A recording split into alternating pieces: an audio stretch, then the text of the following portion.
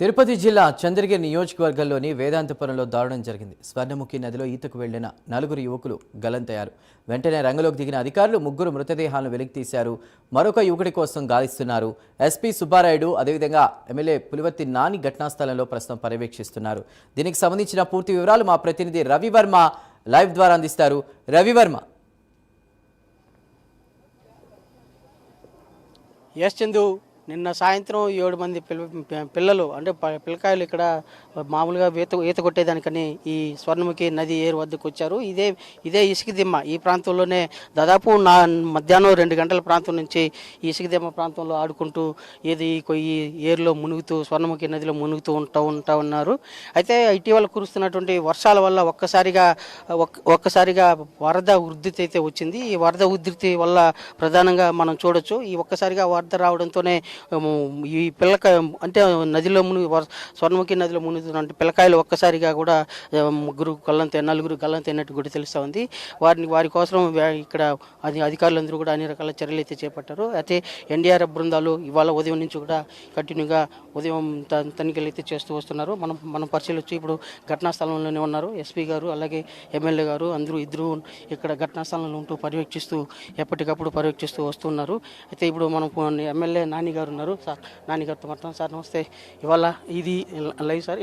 ఈ ఘటన సంబంధించి ఎలాంటి సహాయక చర్యలు చేపడుతున్నారు, ఏంటి వాళ్ళు ఏ ఊరోళ్ళు ఏంటి సార్?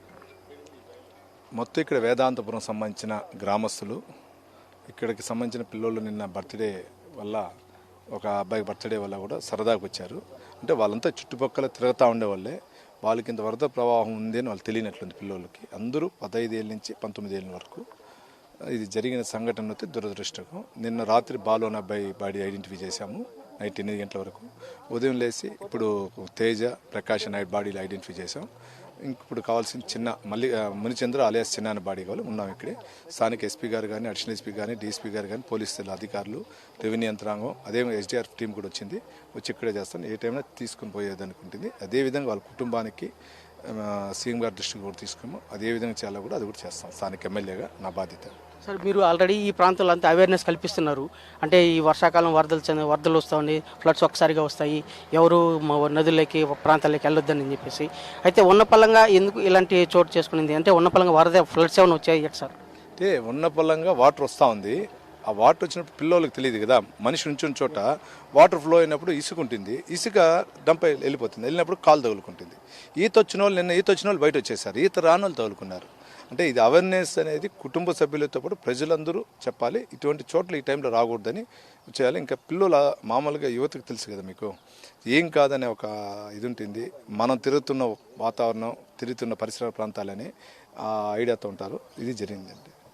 ఇది ప్రధానంగా ఇప్పుడు మనం పరిశీలిస్తున్నాం. సార్ ఎమ్మెల్యే గారు చెప్పినట్టు కూడా ఈ ప్రాంతం అంతా కూడా పరిశీలిస్తున్నారు. అంటే ఎన్డీఆర్ బృందాలతో కూడా తనిఖీలు అయితే నిర్వహిస్తూ వస్తున్నారు.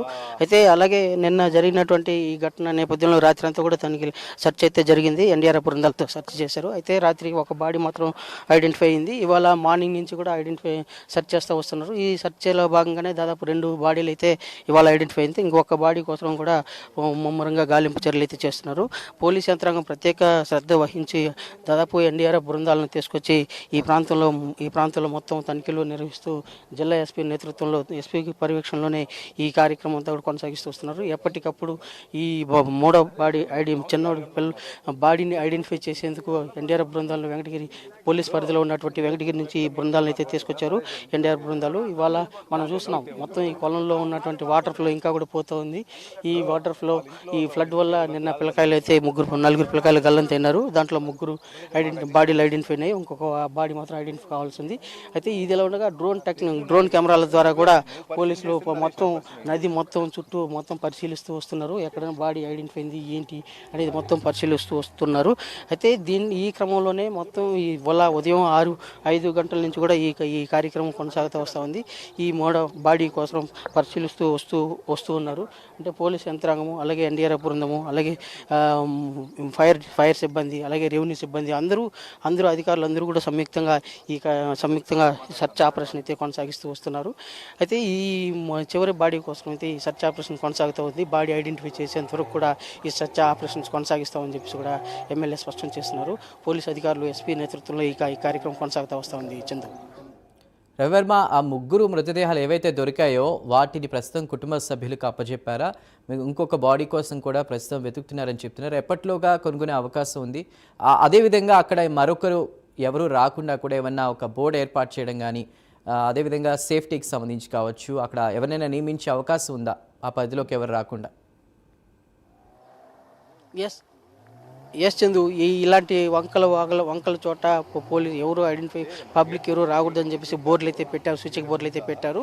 అలాగే ఈ బాడీ దొరికిన బాడీని పోస్ట్ మార్టం నిమిత్తం రొయా ఆసుపత్రికి అయితే తరలించి అనంతరం పోస్ట్ మార్టం అయిన పెదప వాళ్ళ పేరెంట్స్కి అప్పగిస్తారు. అలాగే ఈ సర్చ్ ఆపరేషన్స్లో భాగంగానే 3వ బాడీ ఐడెంటిఫై అయ్యేంత వరకు కూడా, అంటే నిన్న ఇదే ప్రాంతంలో మునుగుతూ వచ్చారు. ఇసుక దిమ్మ ఉన్నది. దిమ్మ వద్ద అందరూ ఒక్కొక్కరిగా పైనుంచి ఇసుక దిమ్మ పైనుంచి వంకలేకి దూకి ఈత కొడతా ఉన్న సందర్భాలు అయితే ఉంది.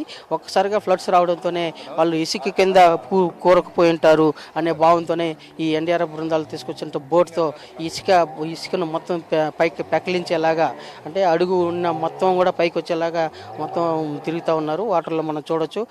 మొత్తం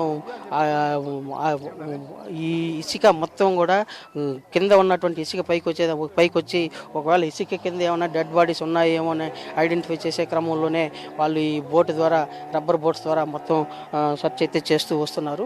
అయితే ఈ క్రమంలోనే ఇవాళ లభించినటువంటి డెడ్ బాడీలను అన్నింటినీ కూడా వాటిని రోయ్ హాస్పిటల్కి తరలించారు పోస్ట్ మార్టం నిమిత్తం. అనంతరం వాళ్ళ పేరెంట్స్కి అయితే అప్పగించే అవకాశం ఉంది. ఇదే విధంగా ప్రభుత్వం కూడా నిన్న మనం చూడొచ్చు, డిప్యూటీ సీఎం పవన్ కళ్యాణ్ గారు ఒక ప్రకటన చేశారు.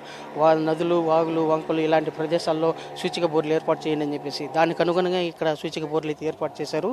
ఎవరిని దగ్గరికి రానికుండా పోనీయకుండా అన్ని రకాల చర్యలు అయితే చేపట్టారు. హెచ్చరిక బోర్డులు అయితే చేశారు. అదే కాకుండా స్థానికంగా ఉన్నటువంటి సచివాలయ సిబ్బంది, అంటే విలేజ్ సెక్రటరీస్ వీళ్ళు ఉన్నారు కదా, వాళ్ళ ద్వారా కూడా పహరా